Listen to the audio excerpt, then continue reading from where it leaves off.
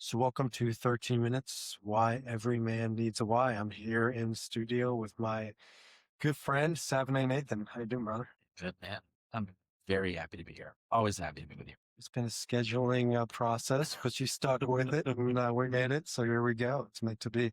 Um, 13 Minutes is based on, as you know, the tragic statistic that in America, and it's worse elsewhere, every 13 minutes, a man kills himself. It's a statistic that I personally and professionally have set out to defy, right? Defy the clock, push it back 14 minutes. And people say, hey, let's get rid of it altogether. Well, I want world peace too, but I'd like to push it back to 14 minutes. That means 2,888 men will choose to live if we can just push it back this year alone. And how do we push it back? By discovering our why, our purpose. And I bring on great men onto the show who have discovered or are in the process, like all of us, of discovering and living their why. And I can't think of anybody better to get on here than you to talk about what's your why. Yeah. You gave it.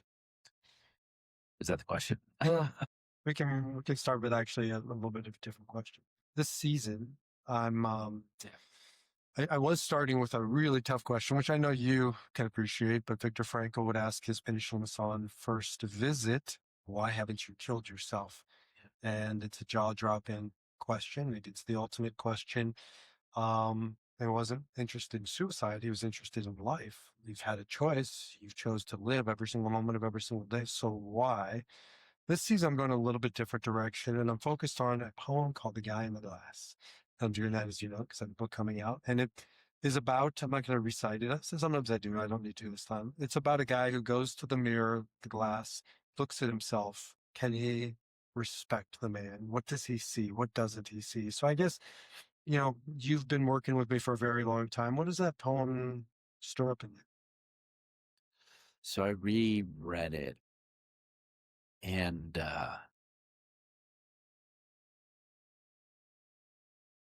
the thing that lands for me when I reread it, it's not, I can't put it into words, but it's this feeling you and I have talked about, this feeling of uh, the guy in the glass.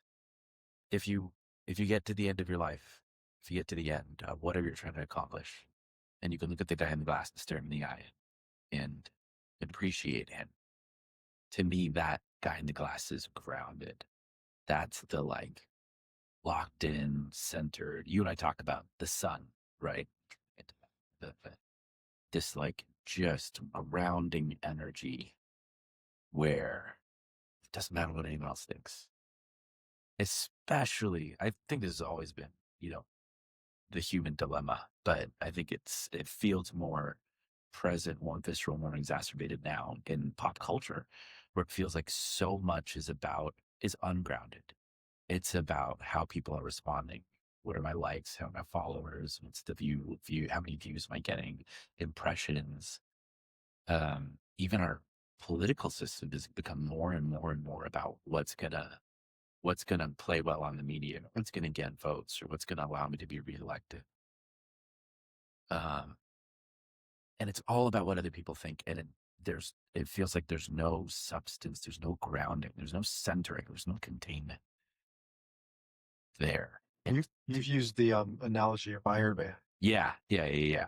Right. Like but that to me, the guy in the glass is about being grounded. It doesn't matter what anyone else thinks, doesn't matter what anything, what happens or what doesn't happen. It's that full unattached, uh, but like centered, solid with myself.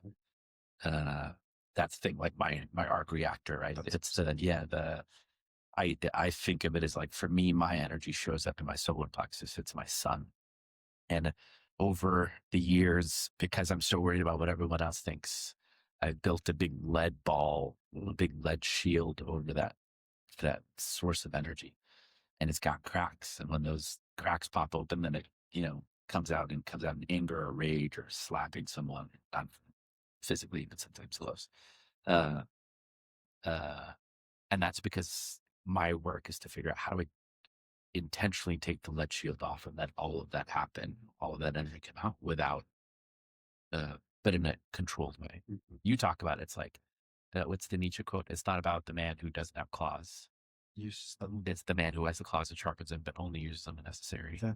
That's the guy that goes. Why or when maybe have you covered over what's it called again? The arc reactor? Arc reactor. Yeah. I think that's what happened. What a That's what I call it. kick it Yeah. out here. Yeah. But this source of, you know, power, authentic power, not the bullshit manosphere power, Yeah. not the I we talked last in our conversation previously to this about getting in shape and all of that, and that's great. But that's morning of life shit, right? Like, yeah, I want to feel good powerfully as much as I can in the flesh suit of a middle aged man, but real authentic power. Why would one? Or why have you? Or when have you covered over that? And what reason? My entire life, because it's been about, as the Enneagram 2, for those of you who are familiar with the Enneagram, right? Number 2, I'm a helper. And so for me, everything I do is in relation to others. And it goes a little bit back to my upbringing, right? I was born in India. I was one of the few lucky families that was able to emigrate from India, first to Saudi Arabia, and then ultimately to the United States with a bunch of stops in between. And I was just thinking about it. I was like, I think before third grade, by the end of third grade, I'd been in 7 different schools. How many? 7, maybe 6 or 7. That's crazy. And so I was always bouncing around. I was moving. I never had groundedness. I never had stability. And so in those situations, there's two options pretty much. You either just turtle up and you're like, I'm not going to get close to anyone because I'm going to leave, right? I'm going to be gone in 3 to 6 months. Or you jazz hands, right? Which is like, I'm going to immediately come in. And especially because I was tiny. When I graduated high school, I was 5'1", 95 pounds, right? I was always this big glasses, short, skinny kid. And an immigrant. Right? And so for me, it was about, I'm going to get beat up. The way to avoid getting beat up is to be the most charming MFer in the room, right? So I'd come in, I'd make friends with everyone. So I bridged the gap. I did both. I was able to be social. I was able to make friends with everyone, to quickly integrate into the community as an outsider, but I still I wouldn't let anyone in. I wasn't actually vulnerable. I would just put that lead shield around my energy. Hiding in plain sight. Hiding in plain sight. Because I knew I'm going to be out, so I don't want to get connected. I don't want to get attached. And that has persisted, even though my life is less peripatetic now than it was when I was, 5 or 6. It's the same thing. I can jazz hands with the best of them. You've seen me. That's my job in a lot of ways, to make connections and to make people feel comfortable and in relationship with them. But I still block off my true self. The hard part is I don't think I know my true self. That's the work that you and I have been doing. It's like figuring out, who am I? Who is that? The guy that wheels that arc reactor? Who is that Iron Man? And how do I get more comfortable with him, where I can drop the shield and be in authentic relationship and not just a BS relationship? Yeah. Enneagram 2 is sort of likened to best supporting actor. Oh. Right? It's like making others shine is your superpower. Yeah. But at what expense if you're denying your own light? I shadow on my shine a lot. I shadow on my shine a lot. That's putting clouds over the sun. Oh, I see. Right? I block it out of self-preservation and out of other preservation too, because it's a fearsome power that I have. And it's scary, man. Like when it comes out, when I can't control it anymore, my kid does something that drives me nuts, and I unleash on him, or, again, not physically, not even emotionally, but just with a rage, or like if I'm really pissed off at a situation, people can feel I'll be steaming because I'm just blocked, and people can feel that people are scared. It's like you can feel like the bomb's going to go off, right? And so getting comfortable with that power, getting comfortable with that energy is my work.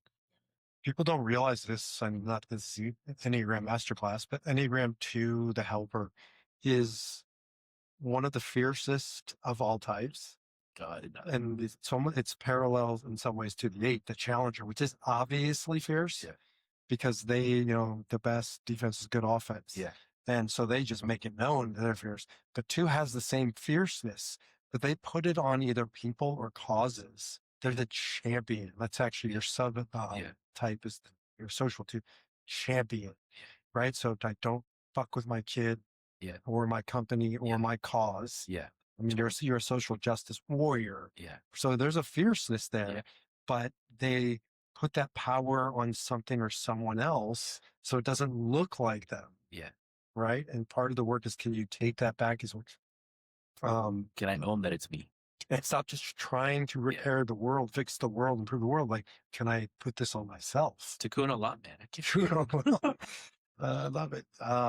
So that's the work of a lifetime, right? Is to take back and own your power. You know that Marianne Williamson famous passage, right? You sent it to me yesterday. Yeah. Really? Yeah. Oh, that's amazing. Yeah. Shining your light is the point. Yeah. Right. And you're playing small, ain't helping anybody. Yeah. And it's the thing I'm most scared of, right? I'm most scared of that power. Because it's unwieldy right now, right? Like, it's like the Hulk, right? I don't know how to control. I don't read that many comic books. But it feels like Bruce Banner, like once the Hulk comes, I like blackout. I don't know how to control it. The work is like, how do I slowly let it out? How do I let the training wheels out? And most importantly, to me, the key is, the way I'm wired, and I think you're wired this way too, is like, okay, we need to do more. There's something I need to do. I need to journal. I need to do this exercise. I need to read this book. I need to go do whatever. But it's really about clearing out the clouds. It's about doing less. It's about being more authentically me. And I've already erected this construct of who I am in the world and how I show up with jazz hands. And it's being less of that. And it's uncomfortable for people when they're used to me being like, high energy or in relation, and I'm just calm and quiet and grounded and centered. They're like, are you okay? And I'm like, I'm actually better than I am when I'm jazz handsing. It just feels different. And it's sitting back.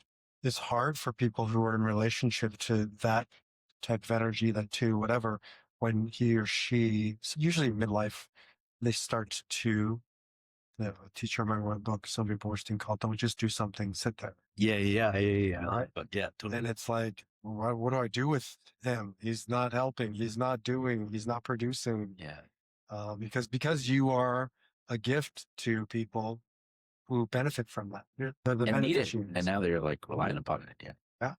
And you have enabled them to expect it from the presence. Yeah. And then pulling that back by saying no, right? That's the redemption work. Yeah. For it too. Yeah. No. Yeah. As an act of love. Yeah. Which you do too much. I hate to say yes. Yeah. But that's, I think we're in each other's lives for a reason. Many reasons, not the least of which is you say yes, I say no. Switch it up. Yeah. So how's that changing? You're at this midlife juncture. Like, what are some of the ingredients that have helped you or helping you shift into this newer consciousness? So a 2.5-year-old and a 2-month-old. That is everything. And that's the work. But that's a lot of doing. That's a lot of giving, right? That's my default reaction, right? My default reaction is my kid needs something. My other kid needs something. My wife needs something. My default is to go do. And it was actually interesting this morning because yesterday I was talking to one of our friends, a pastor, James Hawksworth. And, shout out to the Hawks. Yeah, Hawks. He'll love that. And I was talking to him about this, and we were talking about how, and it essentially, in summary, like my son, my 2.5-year-old son, who I'm getting really, really close to, he like, I get needy and clingy around him. Like, I want affection, like, give me a hug, like, let's, whatever. And he just sort of shoves me off a little bit, right? And it has broken me for a lot. And then when I was talking to Hawks about it yesterday, it's realizing that like, I need him to love me to validate my own love for myself, because I don't have the love for myself, right? I need him to demonstrate to me that I'm lovable. And that's a terrible burden to put on a 2.5-year-old, right? Prove to me that I'm worthy of, prove to your father that he's worthy of love. What am I doing? And so this morning, I was with him and he did something super adorable, and I wanted to go hug him. And I was like, if I'm going to hug him, it's for me. It's not for him. Like, what, like, deal with my own stuff. So I just sat with that. That's amazing. Yeah. I just sat with that feeling with my Vipassana practice, which I'm sure we'll talk about, I just sort of sat with that emotion. And I didn't do anything. I was just like, ooh, I have this need. It's not his problem. Let me sit with it. And he, out of nowhere, he's never said this in his life. He turned to me and he said, can I tell you something, Papa? I was like, yeah. He's like, I love you so much. There it is. There it Because is. that's not That's the whole balance. journey. That's the whole journey. It's also very hard given what you're describing. And this is just a two challenge because our world reveres. It's like it's better to give than receive. You know, you should go hug him. That's the most loving thing to do, right? The more is better. You know, we usually talk about the dads who withhold it. Yeah. And that's obviously a problem, but we really don't talk about, but what happens when it's not only, that was too much in the right word, but for the wrong reasons, or the wrong intentions. Yeah. Nobody ever digs into that. No. Because I think it's everything that's happening in the world at all times is the polarity, right? The extremes. The extreme has been the like BS masculine persona, doesn't show love, doesn't hug his kids, doesn't do whatever. I overcompensate and overcorrect, and I'm just like I'm showering with the hugs and affection and stuff like that. But I'm doing it for me, not for him. Like if the giving is I'm solving his need. I have diagnosed his need, and he needs a hug. Like when he falls and he scrapes his knee and he's crying, like he needs me. I'm not going there because I need to be needed, right? I'm going there because that's the thing he needs. And I am secure in myself. I can do nothing. I can do what he needs, but I'm in that grounded center. Then it's not about me. It's about his need. And then if I go meet it, that's the integration of it too, right? It's not about like fixing my hole, and it's not about denying my hole. It's about being whole and providing what is needed. That comes from a man who's really digging into what's my why. But people oftentimes think, oh, it's like a one big thing. No, it's lots of little whys. And you put these things together and it starts to help you really formulate my life purpose. Part of it is like, can I get my own needs met? Can I find my own arc reactor and be grounded and give from a place of being centered And abundant. Abundant. I don't need. I'm doing it. Because then you could be truly in service. Right? Because so much of what me for 40 plus years, when I've been in service, it's been to myself. Right? It's been to how do I make them need me? But it's masked. People look at it and go, he's so nice generous. He's such a nice dude, right? Yeah. Nice guy. Absolutely. Kiss of death, a nice guy. No more Mr. Nice Guy.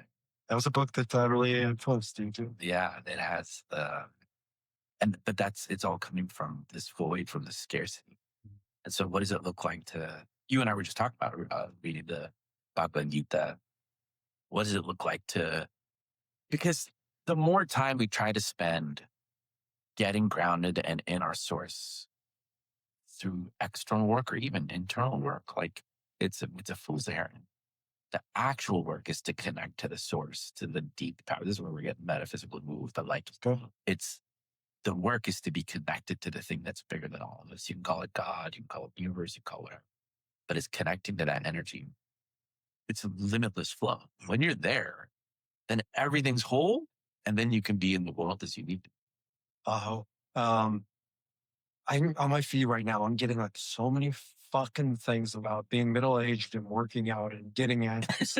I must have done something wrong or right because that's my feed. And I know a lot of podcasters out there, especially men, are like all about it, into it. And again, I want to be in good shape. Yeah. I was thinking about this the other day. Did you ever see American Beauty? Yeah. So there's this Kevin Spacey's character goes jogging with his two neighbors, happen to be gay guys. Yeah. And it's like, hey guys, can you help me get into shape? And like, do you want to build muscle? The guy says, do you want to lose weight? He says, I just want to look good naked. Yeah. Right? Totally. That to me is like, I just want to look good naked. Yeah. But I say that because I see the danger of it is you're giving away your power to still external. You happen to think you own your body. Yeah. But what happens when life throws you a curveball and you can't work out anymore, or you get older, or you have, a disease or whatever? Like, what's yours? And that's what you're talking about. Yeah. Come back to what's your arc reactor? Yeah. That is yours and yours alone. Yeah. I see you developing that in so many different ways. But that's the guy in the glass. The guy in the glass is, it doesn't matter what anyone else, if anyone else ever sees the art behind it. It doesn't matter if anyone else sees my body or what, like how I look good, how I look naked, right? It's not about what anyone else sees. It's about the man in the mirror, right? The guy in the glass seeing that. And so it's about doing it for yourself. And this is the thing that you've helped me through. Because as a two, my identity for decades has been in relationship to other people. And so the work I'm doing now is, if there were no one else, like, who am I? What do I do? Like, how do I show up? Like, what are my preferences? Like, that's the work. Um, and yeah, it's about taking them. For me, like, I could just constantly be in doing mode. And like this morning, I went to the gym to go work out. And as soon as I was leaving the house, it was 5:30. I saw the camera that my kid was with me. My son was with me. I was like, God, should I stay? Should I stay? He's like, he's gonna be awake. I need to go get it, whatever. And I was like, no, he needs to learn patience, and I need to learn to put myself first. It was an intentional moment this morning. So I left and I went to the gym and I went for an hour and 45 minutes. About an hour and 15 minutes in, I lift the camera and he's back asleep. And then I come back and we have a beautiful moment together, including that moment, right? But I needed to prioritize myself, which is the hardest thing in the world. So I got define your number. Yeah. Be your number. Define your number says give. Yeah. But your heart reactor, your soul says no. Yeah. Get centered. Yeah. Go to the gym. Right. And give when it's time to give. And just to be able to name that, to defy it, that's the work of a lifetime for two. Yeah. That's amazing. Yeah. Yeah, I've seen you really develop this capacity consciously, intentionally. You mentioned Vipassana. What are some of the ways you've been working on kind of taking back your own power, getting your center? It all comes back to the same. I mean, for me, it always comes back to the same three, which is really two things: mind, body, spirit, right? But so for the body, right? It's like, again, eating healthy, exercising, like doing things. And you and I know that I didn't mean to rip on guys with abs. No. But it's like, and you and I know that I've had a few close to life or death health scares in my life. And so this will go back to answer your question about why I'm going to kill myself. But it's like, in this, flesh puppet that we're in, making sure that you're keeping that healthy, because that then makes it easier to spend time working on my mind. It's a means. And it's a needs. And my favorite analogy comes from a book called Running with the Mind of Meditation, by a Tibetan Lama who's then sort of, I think, disavowed for a bunch of unsavory stuff. But he says, the body's natural state is rest. If you put no energy into your body, you will lie down. So we make it stronger by moving it. Your mind's natural state is movement, constantly in motion. So you make it stronger by bringing it to stillness. So every time when you're meditating, when you're focusing on whatever, when you're praying, anytime you bring it to some focus of attention, you're strengthening a muscle. It's like taking a big heavy weight and moving it. It's the exact opposite of your body. And what I've found is, in whatever meditation practice it is that I'm doing, the past that I've spent most time in, the more I can focus my mind, the more it creates space for the spirit, right? It's the silencing of the mind. It's the silencing of the chatter in your head. Or in most cases, it's not silencing. It's the ignoring of the chatter, because the chatter's in it. But it's the ignoring of the chatter that then connects me back to the source energy, to the bigger thing. And so it's those two things. It's making sure that this is strong and healthy to create the platform for my mind to be easier to ignore, to then give me the space to be centered. It's really important. I'm, again, doing a lot of taking on physicality midlife, just kind of, my mind. I've been annoyed with all of this sort of over focus on body, but you named why, because there's nothing wrong with the focus on the body if it's in service of something larger than just I look good, Right. which was the morning of life and that served a purpose and I played the game. Yeah. But the second half, like when I meet a guy who's got too many abs for his age, it's not the abs that's the problem. You can feel that it's not being counterbalanced with self-transcendence, with service. Yeah. And you really named a beautiful, delicate dance of finding that sweet spot. Yeah. Right. Enough gym time, but not too much gym time. Yeah. How do you do that? Well, you named it well. Yeah. Thank you. Because I mean, if you think about what we call yoga now, right, which are like asanas, those are poses, those are all the different exercises. Those were to prepare the body for meditation. Mhm. That was movement to stretch and strengthen your body so that you could then sit for hours and like get the energy channeling through you. Because when you get blocks, when you get the thing in your knee or your back's hurting, your neck's hurting, you're focused on that, right? You're not focused on your space. So the more lithe, limber, strong you are, the easier, the stronger the foundation you're creating for your spiritual practice. So I go to core power yoga, and to me, It's the exact same thing. that is the yoga when McDonald's is the Totally, yeah, totally. I mean, I do it because it's just so easy. But I knew it also depends on the teachers. There are some that are true yogis, and then there's this other class that I went to. It was like 59 and a half minutes, and then 30-second shavasana. Yeah. And I'm like, you just checked a box. Yeah. And in the old world, shavasana is the point. Yeah. Yeah. Can you lay here still on your mat and be okay? We've reduced it down to it felt like a happy meal. Right. It's like, fuck, I wanted a steak. Right. I just got a happy meal. Yeah. It's the car that they throw in the. It's like, boom, there you go. Yeah. So it's just finding this balance of physical, mental / spiritual. And it's, I mean, at a bigger metaphysical level, those are all arbitrary delineations that he makes, right? The more you get into this work, the more you realize that your mind is your body and your body is your mind, and all of it is just spirit, right? It's all fluctuations, it's all vibrations in the same ether, and so these are arbitrary delineations that I love it, how you do one things, how you do anything, how you do everything. Right? Like, so it's all about getting grounded and being itself. Knowing, or even people who've listened this far know you are a deep thinker. You got a lot of inner work development. We could definitely go down that path. But I think also interesting is knowing you hit a few midlife awakenings, health awakenings and those types of things. And also having now a newborn, and in addition to Avian, it makes a man stop and think about his mortality and go down the path of thinking about like what's next, but also about what's behind us, the legacy.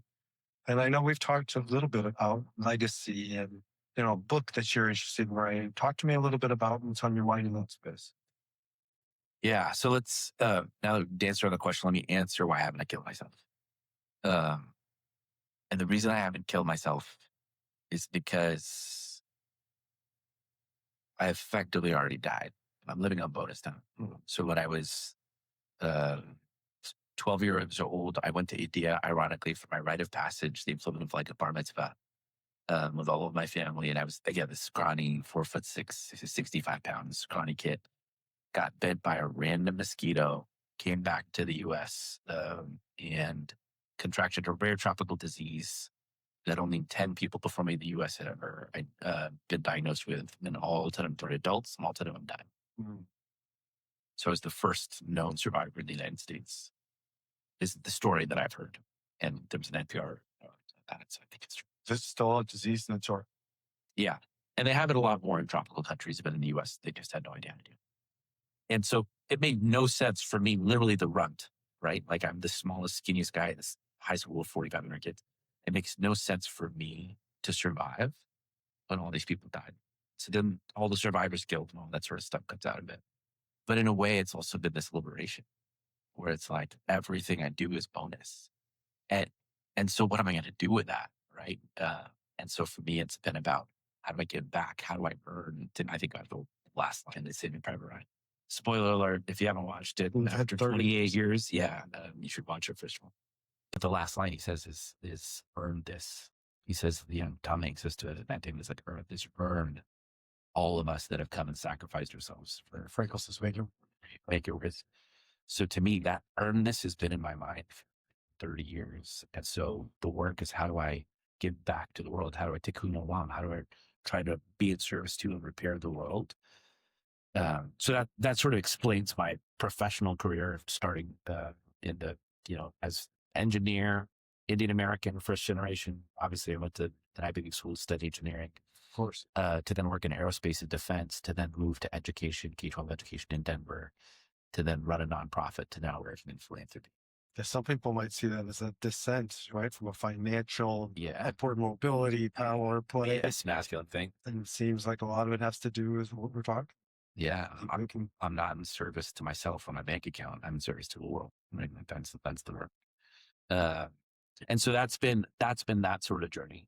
And then 6 months ago, I got another sort of big health scare, where I found out essentially I have the heart plaque of like an 85-year-old lifetime smoker. Inexplicably, I don't know how. And so I got that news about 2 months before my baby girl was born, and I was worried I was never going to meet her. And you and I talked about it. I realize now it's not just about what am I doing, what is my work, what is my action, but who am I? And what do I want to impart to my kids? And you said this thing that blew my mind, and it was just a standard Baruch thing. And everyone I've told to about it, it feels the same as, why haven't you killed yourself, in terms of that, like, just like slap you in the face, think about it. But you were like, someone, like, if you died, someone else is going to walk your daughter down the aisle. Someone else is going to be sleeping in your wife's bed. Like, what do you want your family to know about you? I said that. You said that. Yeah. Like, what do you want your family to know about you? And so that's where it sort of surfaced, this thing that, for years, I have these deep conversations with randos all over the world, especially, back in the day, get a beer or a glass of whiskey, and, we'll have one of these conversations. But oftentimes people have asked, like, what are you writing the book? And I'm like, what book? The book about all this stuff that we're talking about my perception of the world, the meaning of life, the things that we are evolving to try to accomplish, how we do that in the world that we're in. And I realized this is the thing that I need to write for my kids. If I'm not here in a year, what do I want to impart? I want to impart that knowledge. And so the book is called The Only Book You Need. It's for my kids. It's the only book you need. This is the meaning of life, the entirety of existence, the reason we're on the planet, the reason we're here, is to evolve, is to get closer to ourselves, our self, capital S, which is then to get closer to the source, and all the struggles and wins and failures I've had along the way. That's what this book is, Tobit, the only book you need. Wow, I love it. Love the power of that thing that I told you, which is, you're expendable, you're replaceable until you're not. Question is what's that not? Yeah. And you're describing, like, what's the thing that can never be replaced? It was, is, and will always be Savinay Nathan. So where are we in the writing process of that? I wanted to say it on the air, so that you're on the record. Yeah. I've got the outline, and it's so daunting. It's so daunting that, it's like anything else. It's like taking the time to do it. So this morning was a win. Committing time to go to the gym is now the first step in committing time to spending time on this. And my wife, Megan, is like, when I told her, I was like, I need to go write the book. She's like, yes. How much time do you need? When do you, like, I'll take the kids. Like, and so she's so supportive. She's like, all she wants is for me to write the book. Why do you think that is? Because that's my arc reactor. She sees that without the shield drops, the like lead balloon drops, because that's the thing I was put on the planet to do. I've never even said that. That's the thing to know. She wants that vulnerability. You need to show that piece of yourself to the world. I actually think it's the maybe I think it's more I have this power and I'm not using it. She wants to see me use it for good. But I come back to that's the vulnerability. The two hides by giving, Yeah. right? And this is not really giving. This is revealing. This is Yeah. shining your light. And it's the Marianne Williams. Yeah. Yeah. No, you don't serve by playing small. Yeah. You're meant for important light work here. Not that you're not doing it, right? But we go down to But I'm there's more to come. yeah. I'm doing it in my job. I'm doing it, and I'm not revealing it. I think that's a beautiful way to say it, right? Like that's more action. This is more. This needs to come out. I know it needs to come out, and I'm blocking it right now. So that's the work. That's why you and I need to go into the other chair, figure out how to unblock it. Now you're on the record. We have to, Yeah. because the presses are going to be waiting for October. That's so good. Well, what else? What else do we need to hit upon before we wrap up? That a man listening to this needs to hear from Savinay Nathan. And I always think about, I like these harsh check-ins. You described one, and I think about that for myself as well. Another one is we're coming up on maybe 45 minutes. If you do the math, that's 3 men who will have killed themselves by the end of this podcast. I'd probably push it back. Is there anything else you need to name or share? This is where my work sort of comes into it is we know it's connection. It's connection. And I think it's not a surprise now. The former Surgeon General wrote is departing white paper on the epidemic of loneliness, and how feeling isolated and disconnected is equivalent to pretty much smoking a pack of cigarettes a day in terms of reducing your health and your mortality, increasing your likelihood of dying.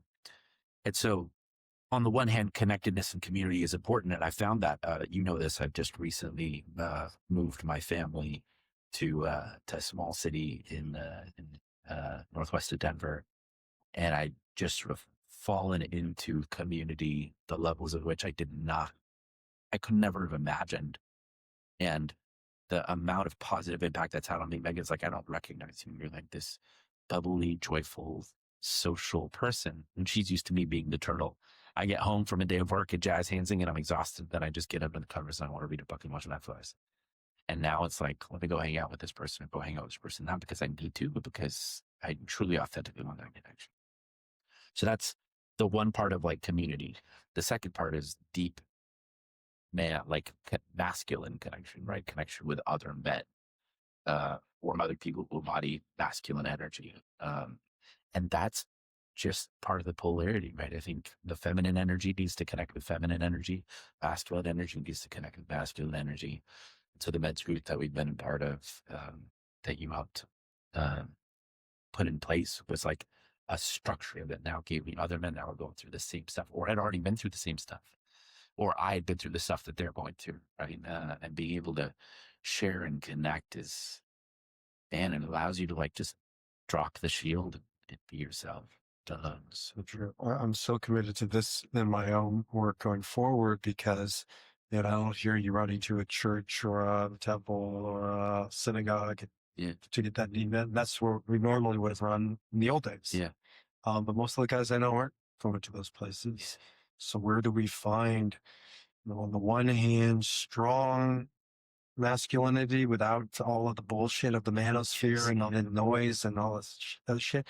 And on the other hand, it's like, how do you find a spirituality that's authentic to you and doesn't feel forced, contrived, right? Somebody else's sort of ism, and creating this space in the middle for masculine men who always go deep or spiritual. I think there's a big movement afoot I'll be created. And that just, I know there's a beautiful summation, but that just brings back, I think, the thread that's been coming through all of this of like the abs, the rim to the manosphere. I think that's that emptiness, right? We were talking about it at the beginning, right? Like old school masculinity, not giving it all, then like overcompensating and like hug, kiss, smooch with kids, and doing it out of needing to fill your own cup, out of filling your own need. right? And so what we're seeing in the masculine, the manosphere, the masculinity right now, what is perceived to be masculinity is empty. It's all about external validation. It's all about other approval. Whereas the real work is other connection. And that connection then allows me to drop the veil, be truly myself, and be grounded in my true masculinity. Connection to true self, connection to other. Dr. Frankel says self-transcendence, right? And that's based, and we're developing in the middle, and more men are attracted to it. And let's just keep building this community. I can't say enough how much I appreciate working with you, learning from you. Learn as much from you as you do from me. And this is the first I know of many podcasts together. So,